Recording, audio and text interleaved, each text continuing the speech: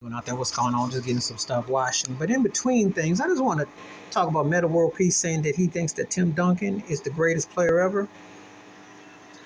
But five-time world champion, 5-1 in the finals, 20 years, great winning percentage, dominant, considered the greatest power forward ever. You could say he was a center.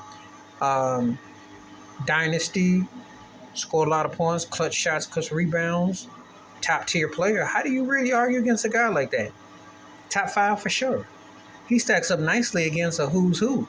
The only thing that works against Tim Duncan is that he was quiet and low key. Kind of like a Roger Staubach of basketball players, if you will. More dominant than he gets credit for, but I know people personally, including myself, who got him over Kobe Bryant all the time because he was great. For me personally, the second most important player in the early O's behind Shaquille O'Neal. That's how high I got Tim Duncan. His MVPs, his dominance, his play. And if you take Shaq out the mix, that guy might have had a Bill Russell type of run. When you take Shaq out the mix, Duncan might have about 8 or 9 runs, a Brady type of, because it was very Patriot-like, if you think about it. That's another person you could compare to Tim Duncan. So to call him that with multiple finals MVPs, league MVPs, all-star game MVPs, winning percentage, and all that ringage, you can make a case you can make a case for Tim Duncan if you wanted to.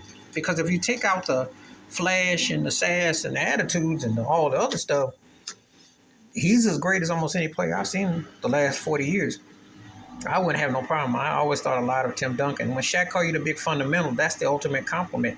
There were no flaws to his game. You just didn't like the style they played with. But if you paid attention to him, that year they played Phoenix when Amari Stoudemire was in his prime of peak in 05, 06 when Brad Overy did the bowling pins and knocked the Suns, knocked them out slowly but surely.